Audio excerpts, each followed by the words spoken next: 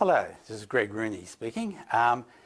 Today we're going to do a role play in relation to a mediation I did myself. So we're going to have actors play the parts, and I'm going to, through the role play at various stages, pause and ask you as students to reflect on what's happened.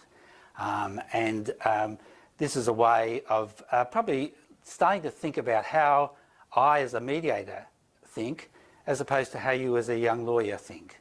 But we'll be looking at this role play from the perspective of my relationship with the lawyers. So there'll be various little scenes that we'll go through, right through to the end. But first I want to introduce you to the players, the characters that form part of this mediation.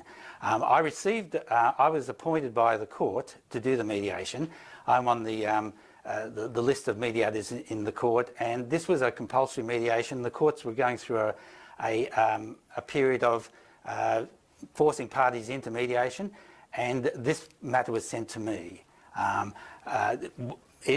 One issue that will come up in the mediation is that I actually don't live in this city. I'm from interstate, but I've done a lot of work in the area, so I was on the list.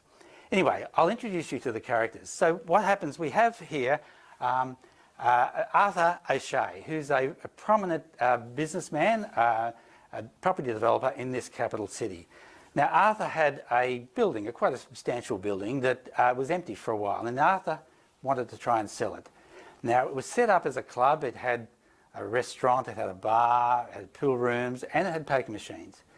So Arthur's daughter, Sharon, is a newly accredited lawyer, and Sharon said to Arthur, look, I've got some school friends who are Patricia and Joe, and they might be interested in leasing it because they are part of a tennis club. So Sharon introduces them, and they say, that's great, we're happy to do that, we can talk to our club. But Sharon says, one problem we've got here is that your tennis club's not incorporated. So what we'll do is we'll put your names on the lease, and when we incorporate, we'll then transfer that over. And even better, I can act for everyone. That'll save lots of money and time. So they say, well, that's pretty good. So Arthur becomes the landlord, and you're the tenants.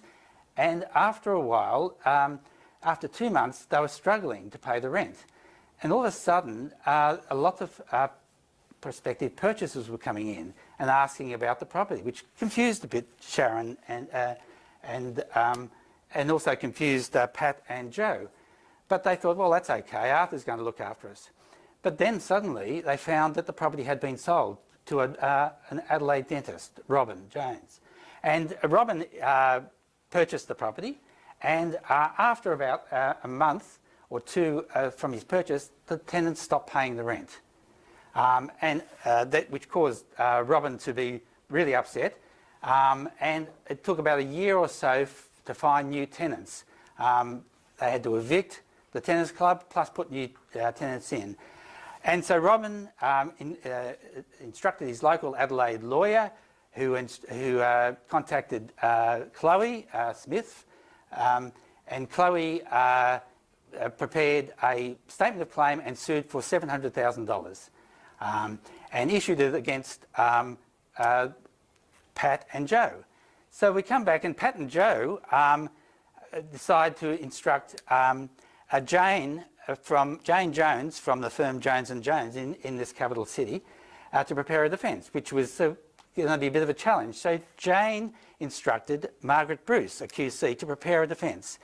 And I got a copy of the defence, and it was quite an interesting defence. It related to some alleged discussions that occurred when when Robin was talking to Patricia and Joe, something about false and misleading conduct. So I thought that was quite an interesting defence. But what happened, you will see that in this mediation, some of the significant parties were not at the mediation. Arthur was not there, neither was Sharon. And in fact, Margaret was not there. So the mediation ended up being with Jane acting for Patricia and Joe, and Chloe acting for Robin. So they're the principal characters. So, as I said to you, I want to pause at various stages to let you think about what has happened and reflect on it. I would encourage you to perhaps work with a couple of other students and discuss it. And the question I'm going to continually ask you is, what is going on here? That is the mediator's question. When you're in a situation where you don't know what's going on, all you can do is say, what is going on here? So I'm going to get you to pause now and try this out. Have a think of what the facts, issues about the facts that you think might be irrelevant. And I will now make a comment in reply. So if you press the pause button now, and now I will now tell you what my view is. Well, the first thing about this is that a significant number of parties to this mediation are not present. And that is going to be a bit of a challenge. Another issue that I observed is that Jane is acting for two parties. And it could well be, in my view, there might be a conflict of interest between the two parties. So I'm a little bit concerned that Jane is also, that each party is not separately represented. But my view is, as a lawyer, I would say maybe I should explore that. But as a mediator, I'm going to say I'm going to let that evolve, because half the things in mediation that are relevant is what's not said. And so in a way, I'm worried. I'm thinking, why is this happening? Why is something that I think should happen not happening? So I will then hold that space. So that's my view as a mediator as I allow things to emerge. So what I'm going to do now is I'm now going to go and meet Patricia and Joe and Jane in private session. I'm going to do an intake with them and meet them for the first time. And then when I finish that, I'm going to come in and wait for Robin to arrive from Adelaide. He's flying up this morning, and meet him and his lawyer, Chloe. So we will now proceed to the next stage. Hi, I'm Greg Rooney. Hi, Greg. Nice to meet you. I'm Jane. Hi, Jane. Nice to meet you. These are my clients, Patricia and Joe. Hi, Patricia. Hi, Joe. Good to meet you. All right. And I can sit here? Yeah, sure. Perhaps if you take a seat down there, Jane, we'll have a chat. So it's good to meet you today. I think it's important before any mediation I get to meet you and you get to meet me and see how you feel about it. So I've read, thank you, Jane, I've read the documents you've sent. I've seen the statement of claim and the defence. I understand a bit of the background information. But Patricia and Joe, what's your thoughts about meeting Robin this morning?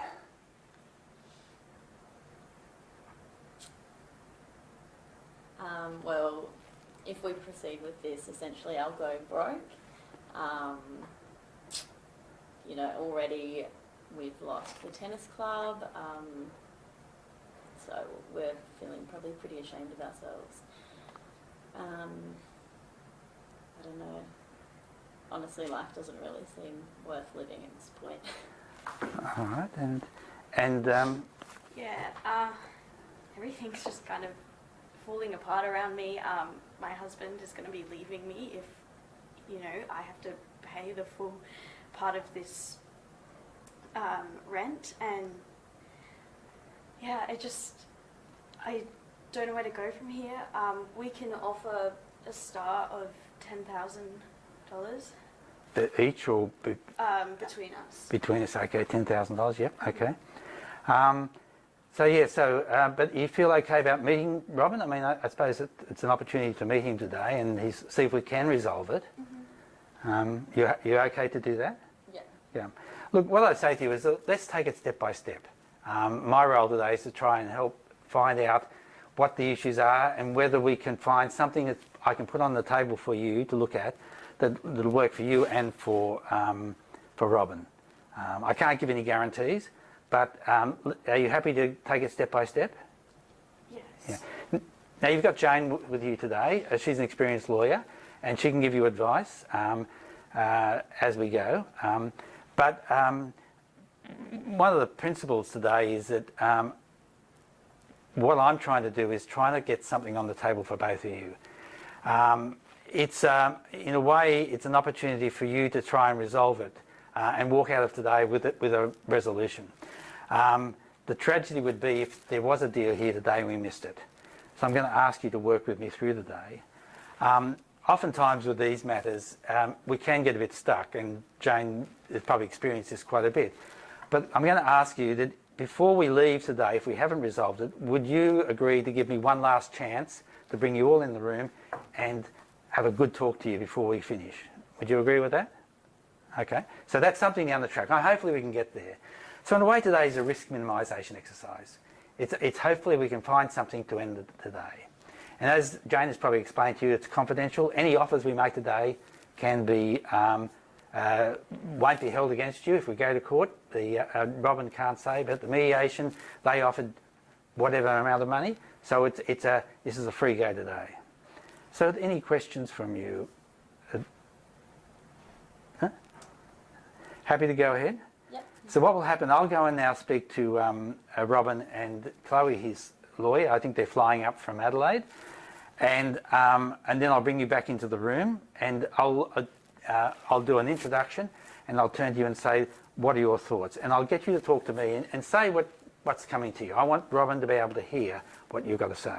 And vice versa, I want you to hear what he's got to say. Mm-hmm. So Jane, is there anything else you want to say, or anything you want to? No thanks, Greg. I'm actually looking forward to the day. Oh, good. Okay. Well, look, I'll leave you here now, and I'll go and wait in the other room, and I will wait for them to come, and then I'll come back and we'll start the joint session. Thanks very much. So, what's happened here? Again, I'll ask you to think about this. Part of, so pause and perhaps reflect on what is going on here. So when we come back in, my impression is part of the purpose of the mediation intake is for me to actually get a sense of Patricia and Joe. Also get a sense of Jane, the relationship between the parties. So I'm sensing a bit that Jane's happy to step back and watch me do the work. I sense that Patricia and Joe are sort of a bit coy. I wait and see how they evolve during the mediation. But again, the question, nothing has been raised here about this conversation in the defence, about the legal side of it, about the false and misleading statements. So again, the fact that they're not saying about it is I'm noting. And the question is, for me, I'm not going to pursue that. Unless it comes up, I'm going to leave it low. Whereas I think a lot of lawyers might, or mediators might want to investigate the law side. I'm not going to touch it. So anyway, now I will now go and I'll meet Robin and Chloe. Hello. Is that Greg Rooney? Is that Chloe Roberts. Hi, Chloe. Nice to meet you. We haven't met before. I see you're from interstate. Yeah, I am, Chloe. Don't we have any local mediators here? Well, look, Chloe, I am on the panel. I've done a lot of work here, so I'm a sort of, they call me an honorary local, so, yeah, there it is. But, Robin, is it? Yes. Nice to meet you, Robin. Cheers. Flight was okay? Yeah, it was okay. Yeah. Just wanted to make sure before we go any further, if they make any allegations that I've misled them, I'm just going to go straight back to the airport. All Go right. home, okay? I won't hesitate for that. Okay, no, so that's okay. Look, mediation is it's a voluntary process, and you can go at any time you want. But come forward. Look, let's just take a seat. Take a seat, Chloe. Look, this is it's always mediations. You can never predict what's going to happen. I can't guarantee what they're going to say. They could say something. They could say not. But my view is that if you work through, take it bit by bit, listen to what they say, and then you can make your mind up. So if you're prepared to go further and to do that? Yeah, sure. Okay. So look, it is a bit of a challenging time. I know I've read the documents that you've put forward, and I've had the benefit of actually having a chat to Patricia and Joe and their lawyer, Jane. Jane is their lawyer. Is Margaret Bruce here? My understanding is it's just Jane is representing both parties.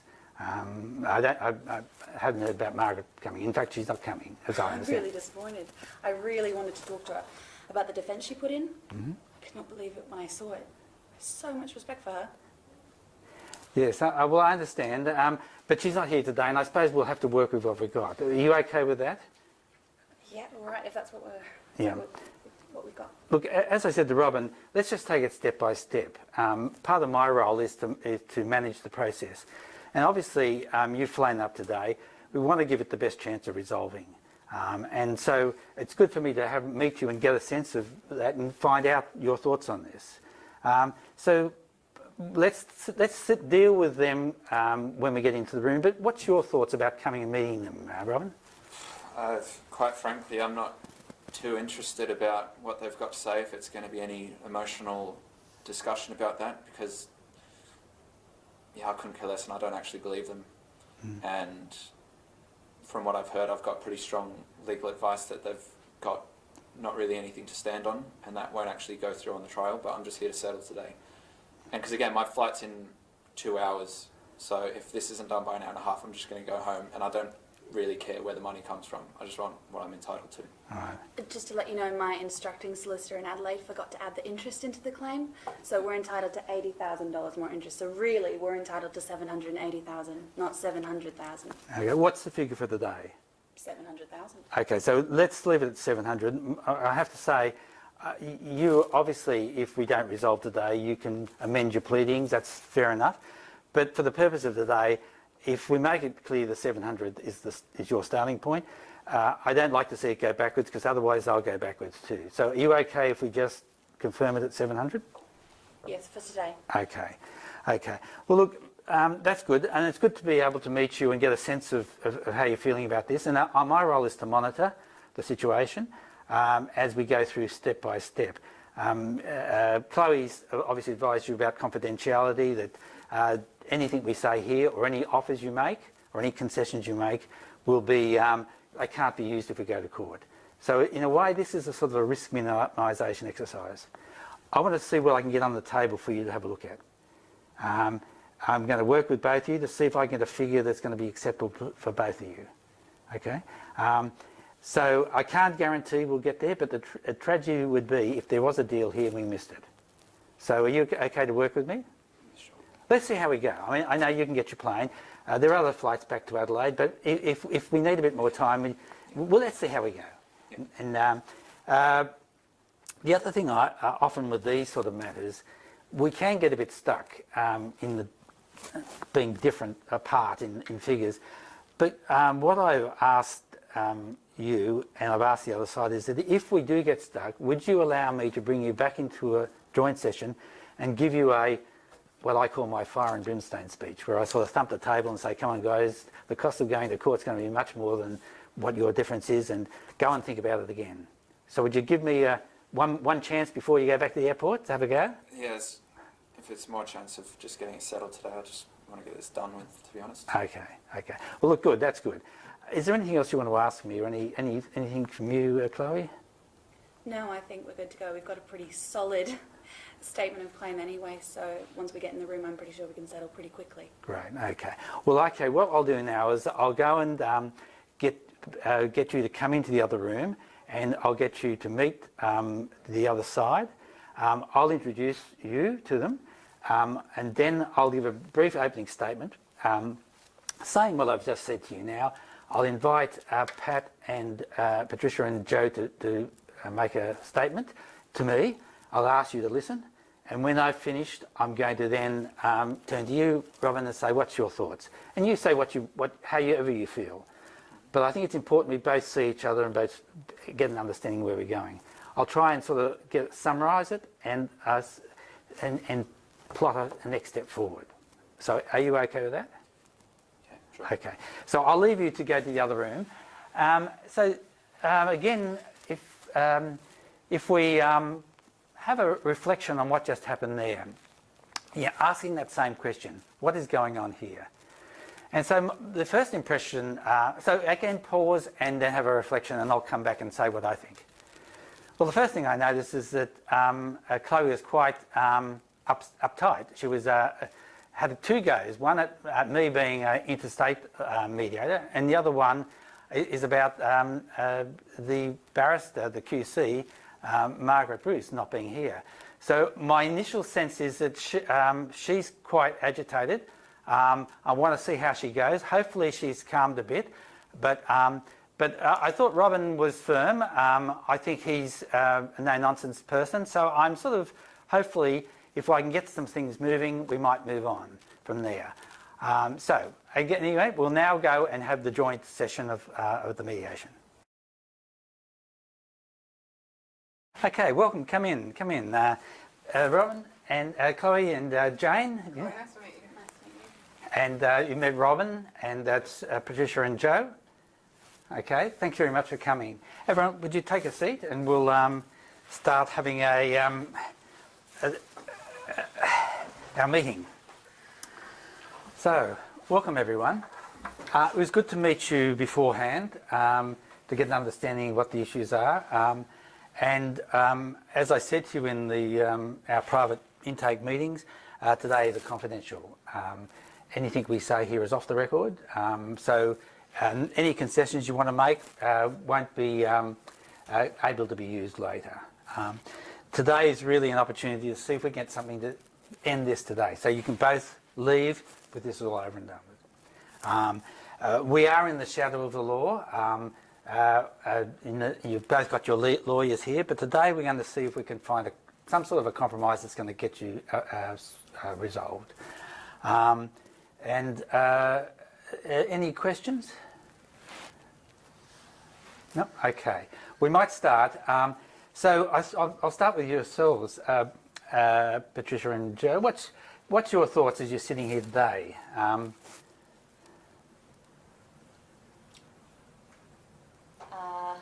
Well, personally, I'll have to go bankrupt if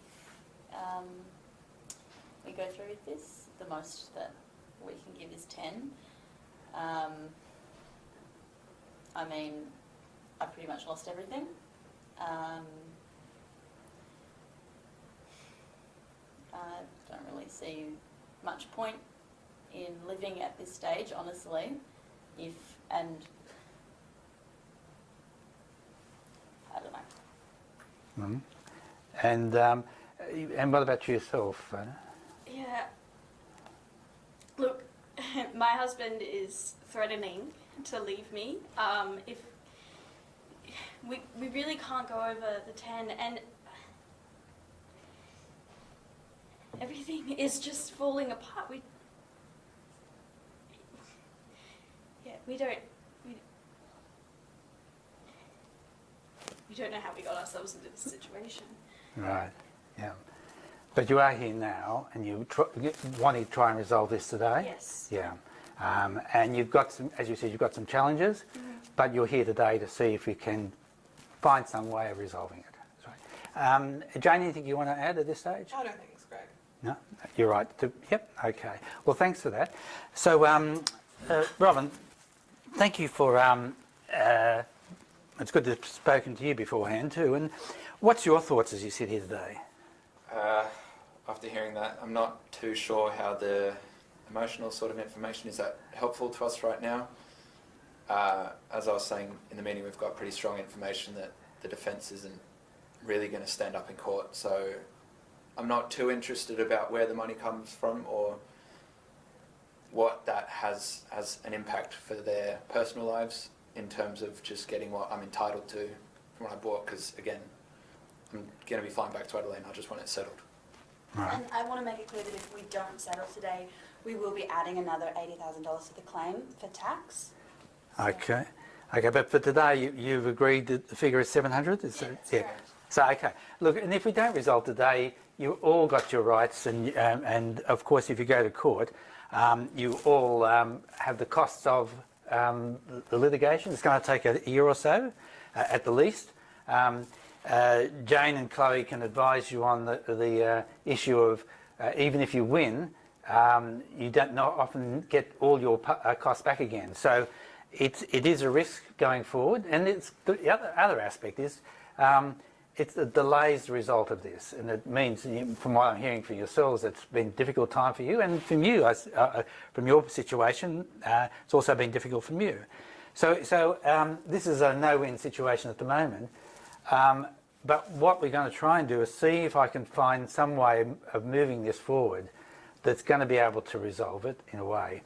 But it's clear to me that we're so far apart. I think you're wanting 700,000. You're prepared to offer 10,000. So we're $690,000 apart. Right? It's not going to settle at that distance. Okay. So what I'd like you to do is this. You've both got very experienced lawyers here. I want you to go back into your rooms. You can stay here and use the conference room, but we'll go back to your other room. And I want each of you to talk to your lawyers, and I want you to make a concession. I don't care what it is, I'm going to give you 10 minutes or so to do that. I'm going to come in and listen to each of you and hear what that is. And when I've heard from both of you, I'll bring you back into the room here, and we'll put it on the table and see where we can go from there. You agree with that?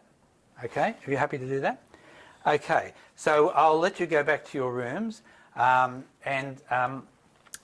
if you'd like to leave now and do that, you can stay here and have a chat, and I'll give you 10 minutes or so and come back. So, again, have a think about what's just happened. Pause and ask yourself the question, what's going on here? And my response will follow. So the first thing is that the parties are obviously very poles apart in their positions. But the fact that they've actually sat in the room together is a significant event. Prior to that, they were at arm's length. Lawyers keep the parties apart, but now just even coming in and shaking hands or just acknowledging each other as a human level centres this mediation in the present. We've moved from the past to the now. And my asking them to talk to me, giving their positions or their thoughts, allows each party to hear the other one. And for the two lawyers, this is very important to get an understanding of what the other side is thinking and how they're approaching it. Now, both lawyers are staying pretty much in the background at the moment, except for Chloe has confirmed again that she's very focused, and certainly Robin is intending to actually pursue this matter and bankrupt them, even though it might cost him money. So the question then is, what do you do when parties are stuck? And you'll note my intervention. What's your thoughts about that? Asking them to make a concession. It's a fairly bold move, but in a way, both parties have said yes. So we'll see where that gets to. So we will now go, and I'll now go and visit Robin and Chloe in their room, and I'll come back to this room with Jane, Patricia and Joe. Okay, thanks very much. So how did you go with your, did you have a talk and have a think about it, making some form of concession? Yeah. Look, it's going to be really hard for both of us, but we've had a chat. I said, and we can do things like we can sell cars, laptops, phones, just basically the rest of our assets, and pull together maybe at the most about an extra $5,000 each. Okay, so it's another 10,000. So you're prepared to offer 20,000 is the figure. Yeah. Okay, anything you want to add there? No. Okay. So 20,000. Okay. Well, what I'll do is I'll go and have a talk to Robin and Chloe and see what they've prepared to do, and I'll bring them back in the room and I'll lay it on the table, and we'll see where we go from there. Is that okay with you? Mm-hmm. Okay. Okay. Thanks. So again, what's going on here? It seems they've put another 10,000 on the table, but clearly it's still not going to be enough. But it is actually a movement, and that is the purpose of what we're doing. It's also an indication that they're actually prepared to negotiate. So what I'm going to do now is go and see the other, Robin and Chloe. I'm not going to reveal to them what they've just said. I want to reveal it in the joint room where they both hear the revelation as it goes. Okay, I'll now go and meet Robin and Chloe. Look, thank you. How's it going? Had a chance to have a chat? Yep. Okay. Look, thank you for taking part in this little exercise now. Have you had a thought? Have you? Is there anything you're prepared to make a concession on? If you want to chat first. Robin and I have discussed, and we are willing to drop it by 10,000. Yeah. But that's it, because everything they said in there, they're just lying through their teeth. Like, I still don't see the point in this if they're just going to be dancing around all the questions. Understand? Yes. Well, look, it's a step by step. So you're prepared to reduce it to $690,000.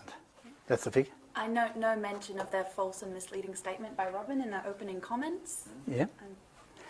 Well, yes. My view is that as I said, we're in the shadow of the law.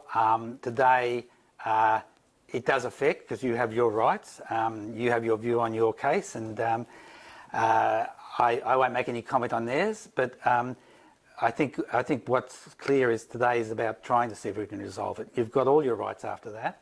I'm not. They haven't raised it, so I'm not going to raise it at the moment. If it's something that's going to come in and help you towards the end, we can do that. I can get you and Jane together if you like, but let's just see what happens on this exercise, and see where we get from there. So is that okay with you? Yep. Okay. So. Again, we see a small concession made. Again, I suppose from my perspective, it's a slow movement, but the fact that they have made that concession indicates they're still willing to negotiate. Robin hasn't gone to the airport, and the issue of the defence of false and misleading conduct hasn't come to the fore, and I'm not going to raise it. I'm hoping we can keep that away at the moment. My suspicion is it's just a blanket defence to get this before a mediation. But I'm not sure it would be a serious defence because both Patricia and Joe have both signed the lease. It's registered. It's all in conformity. So my own personal view is that they don't have much of a case, but they want to try and resolve it. So now I'm going to bring everyone back into the same room and I'm going to lay it on the table and let's see where we go. Okay, thanks for coming back in the room together. I thought it was important to come and meet you each of you separately, and I came into your room first, Patricia and Joe, and you said to me that you were prepared to try and sell some items and various things in your possession to increase the price, and you both agreed that you could add another $10,000. Is that correct? Yeah. Okay, so thanks very much. And when I spoke to you, Robin, you indicated that although you are not very happy about your situation, you're prepared to drop it for another $10,000, so $690,000. Yeah. Okay, so we're now $680,000 apart. We've made a move. It's a small move, but it's starting in the right direction. Now, we've been going for about an hour or so. I think it's probably time for a morning tea break and have a coffee. And what I'm going to do is I'm going to ask you to go back into your rooms and have a think about how we might move this further. You've both got your lawyers here. It's still far apart, but I want to see if we can have any further movement. Do you both agree on that? And I remind you that I said that if we get stuck, you both agreed to allow me to do what I call my fire and brimstone speech, where I sort of thump the table and say, look, the costs for all of you are going to be quite a lot of amount. Even making bankrupt is quite a significant amount. It's a question of whether you're chasing good money after bad money. And today is an opportunity to see if we can circumvent that. So I want you to have a good talk to your lawyers, and I'm going to see if we can get any further movement. You both agree on that? Okay, let's have morning tea, and I'll come back and have a chat in about half an hour or so. Okay? So what happened here is that although it's only a small movement, by both of them agreeing to make a small movement, again says we want to stay in the room. I'm also giving them time now to have a think about it. I'm interested in the fact that Jane is not acting for Uncle Arthur or Sharon, and at the moment they're not in the room, certainly with offers on the table. I want to see if something develops from their side that makes it a bit more interesting from Robin and Chloe to stay. So my hope is that in a private session we might get some contribution from Arthur to indicate that he's in the room and move this forward. Otherwise we'll be stuck at this point. So again, I'm taking it incrementally, step by step. I'm just trying to see how we evolve, and also having breaks is very important. It gives time for everyone to sit and relax a bit. The two lawyers can now reflect with their clients on the other side, and hopefully I might be able to have a talk to the two lawyers separately, but I've got some options up my sleeve. So we'll now see what happens after the morning tea break. Greg, thanks for coming back into the room. I have instructions to increase our offer to $100,000. So I wanted you to put that to the other side. Thanks for that, Jane. But I won't. I want you to come and pass that message on. I don't like passing messages. So, okay, thanks. That's good. So will you come with me now and we'll go into the other room? Yep, okay? absolutely. Okay, thanks for coming. I think, Jane, you want to put something to Chloe. Chloe, we're prepared to offer $100,000. Can you obtain obstructions? Okay, will do. Okay, thanks very much. So what just happened here? So pause and reflect on that. My observation is this was a discussion between the lawyers, making it very clear from Jane that Uncle Arthur is now in the room. The movement for 20,000 up to 100,000 is a significant one, and the message was passed clearly to Chloe, and I think Chloe understood exactly. So I think for both lawyers now, this was a good exchange where they're actually reading each other. They're not playing any games anymore, and the message can go back to Robin now that Arthur's in the room, and we'll see if we can get a counter offer from them. Okay, so Chloe, you wanted to see me? I have instructions to put a counter offer of $400,000. No, I said $500,000. I'm so sorry, Robin. No, it's okay. I'm so embarrassed. We'll go with that, and we'll just make sure this brings it to a head so I can get over and done with. 400,000, so that's the figure you want me to, but I'll get you, Chloe, to put that to Jane. But so 400,000 is the figure? Yep. Okay. Thanks very much. I'll go and get Jane and bring her back and we can have a bit of a chat and you can put that to her. No worries. Okay, so... Keep going. So what happened here? Again, it's good that the figure came down to 400,000, but what clearly has happened is that Robin has actually now taken over the negotiation.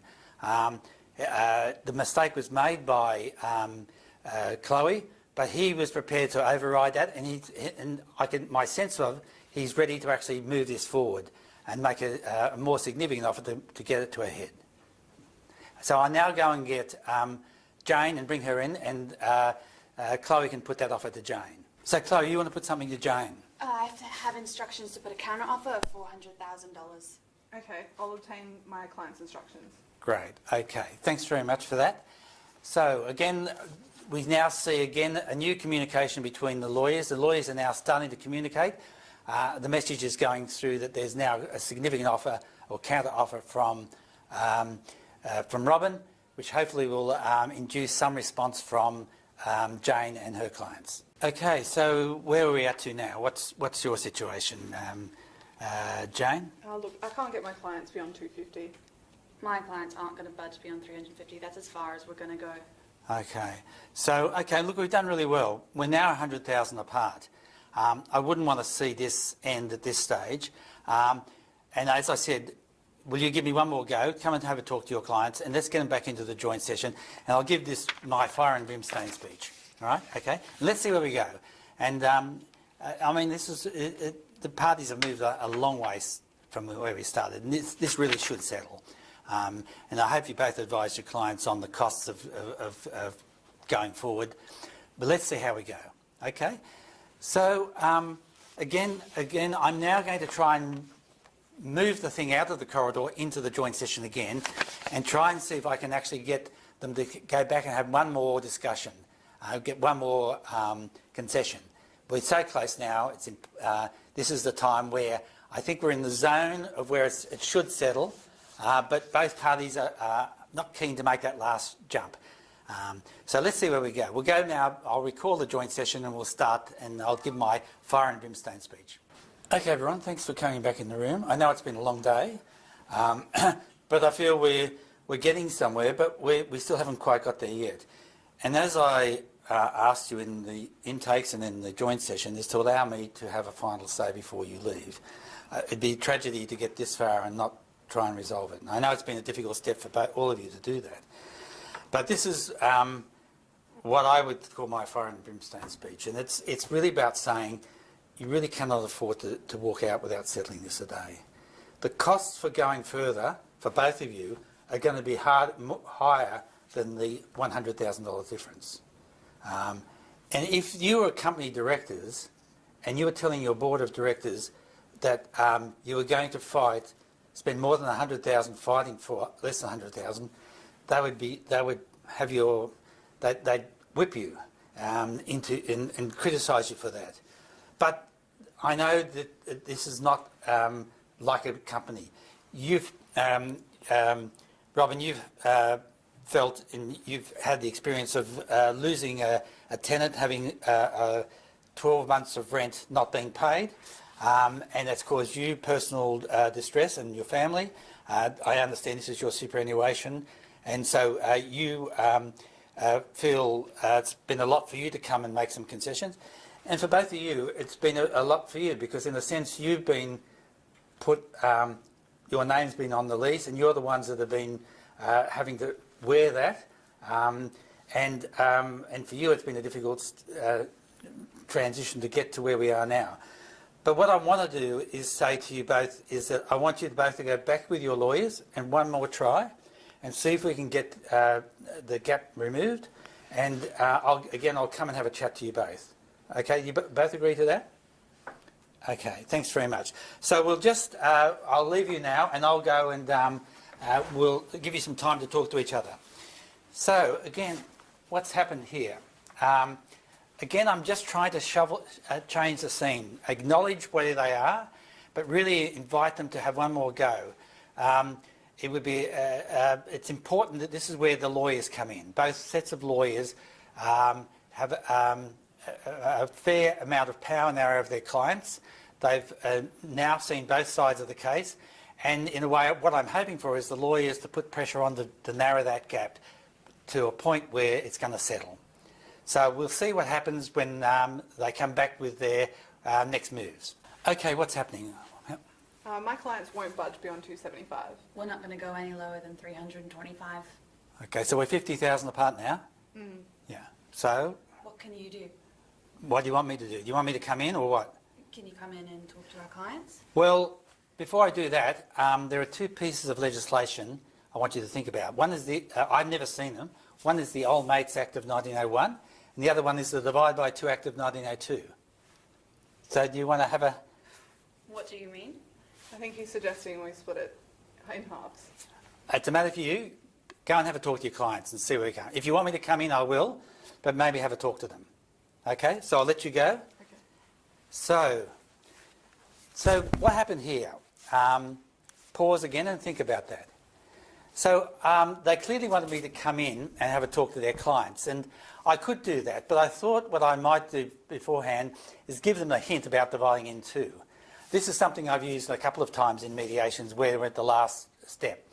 And oftentimes they'll go in and say, the mediator said cut it in half. And that's enough for them to break the gap, rather than making a concession.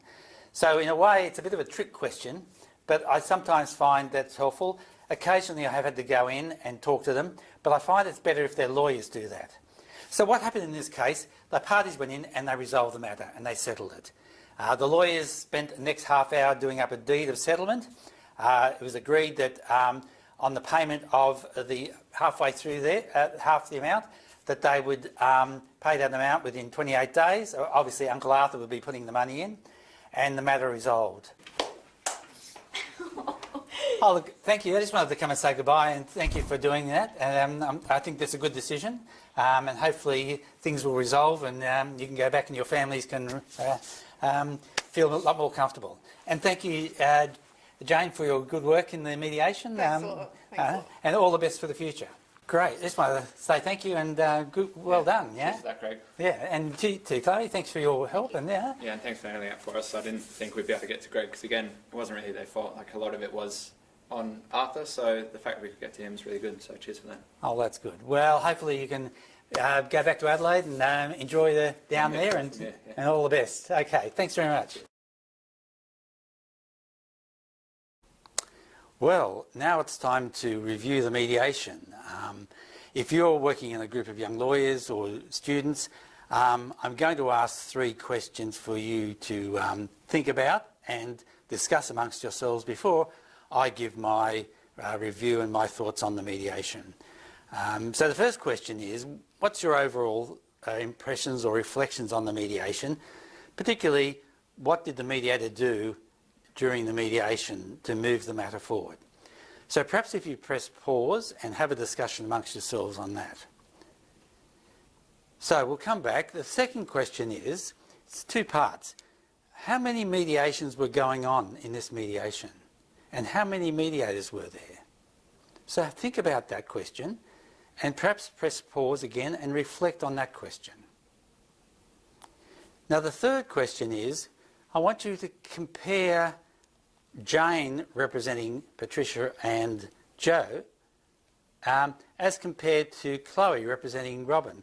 What was your impressions of their contribution and how the manner which they held themselves in during the mediation? So again, press pause and reflect. Okay, so we'll come back. Now this was an actual mediation I did. I wrote the script, so the words that were said by the actors were in accordance with what happened. And I actually did what I did in the mediation. So this was the real event, as it were, and hopefully the actors and myself were able to portray that. So the first thing is that this mediation will never be repeated because no mediations, ever two mediations are the same. But what you can do is look at this particular set of facts and try and draw some lessons from it, both as how I, the mediator, behaved and what I did, my interventions, and also the lawyers, their roles. So first of all, the first point I want to make is the really important part of the intake. One of the key things about mediation, mediation is about two different stories or stories that are disrupted. And my role is to try and find a common story.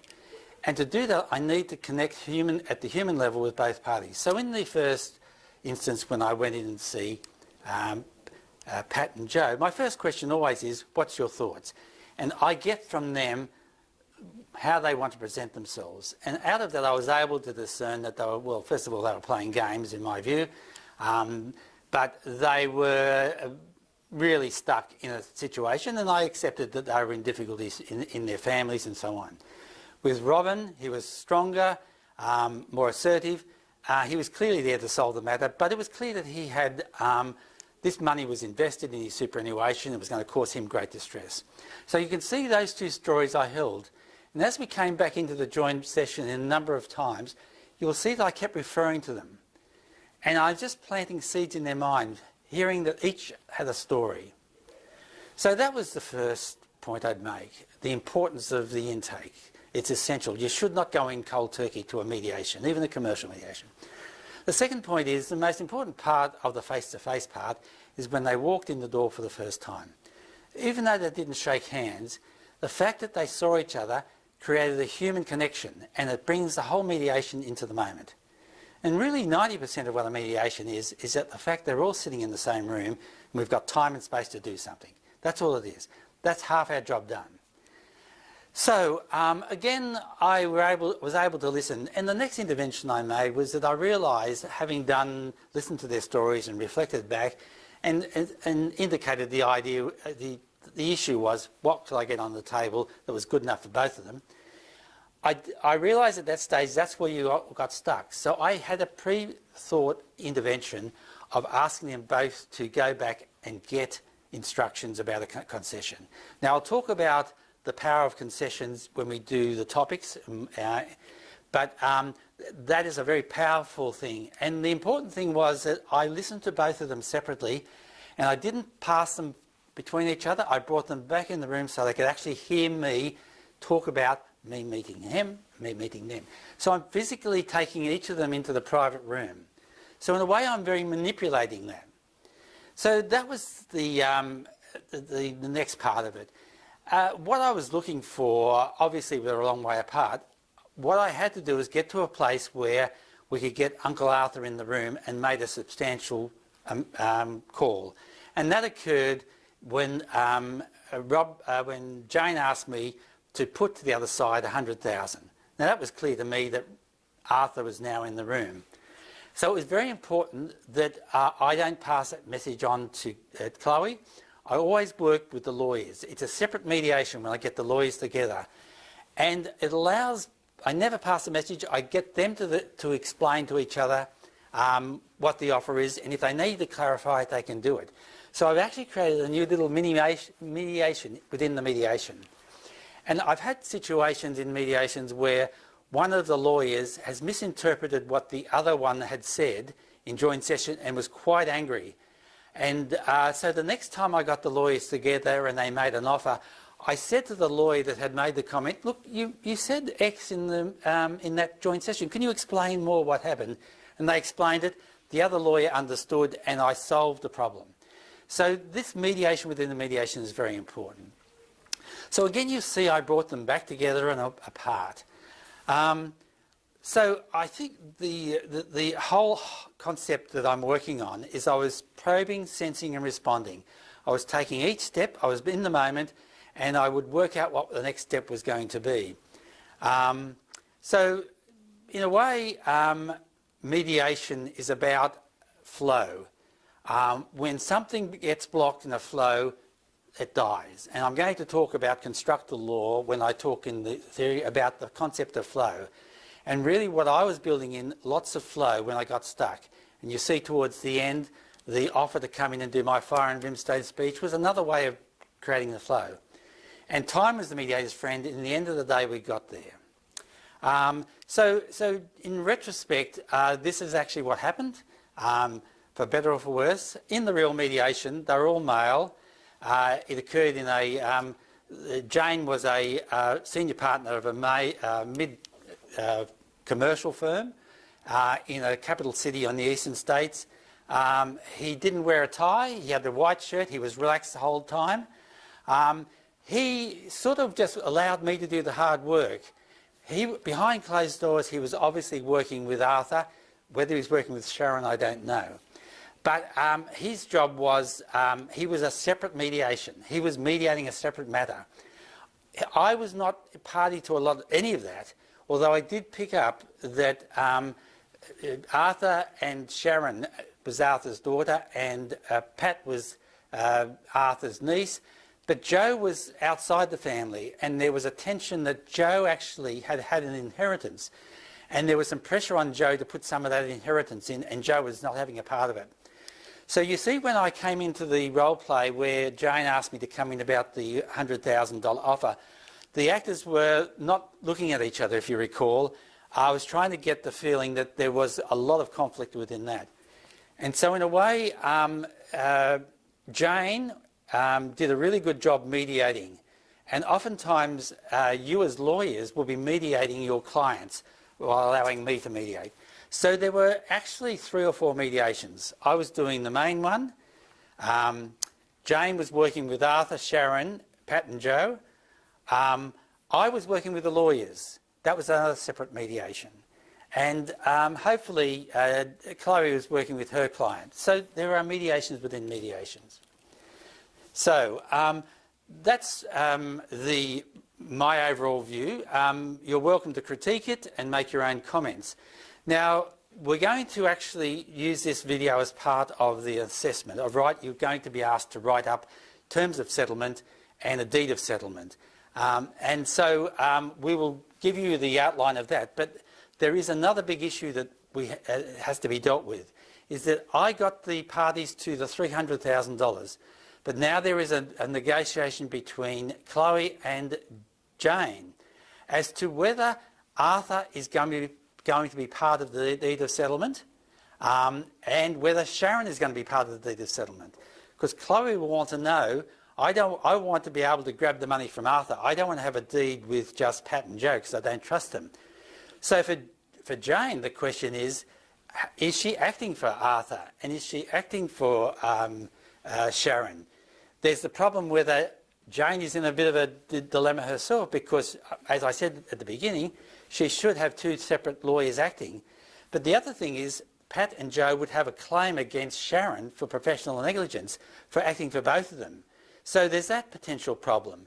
So the issue that will now be mediated, and I will continue the mediation, you won't see it in the video, is to actually negotiate who is going to be on the deed. And whether Arthur will obviously, if he's going to put money in, will want an exemption or to be able to be precluded from being sued. So there's a whole new mediation that's happening. So what happens in this case is I got the lawyers to the point of the $300,000. The lawyers have now got to convert that into something that's actually going to work. So although this was a fairly straightforward money one, there was a lot of complexity in it. So in the end of the day, the role of the mediator is to create the space for people to nudge forward to allow something to emerge that's going to work. So anyway, I'll thank you for your viewing, and we will, when I do my lessons, when we go through the topics, I'll be referring back to this mediation. So you'll need to watch this before you do my 5 topics. Thank you.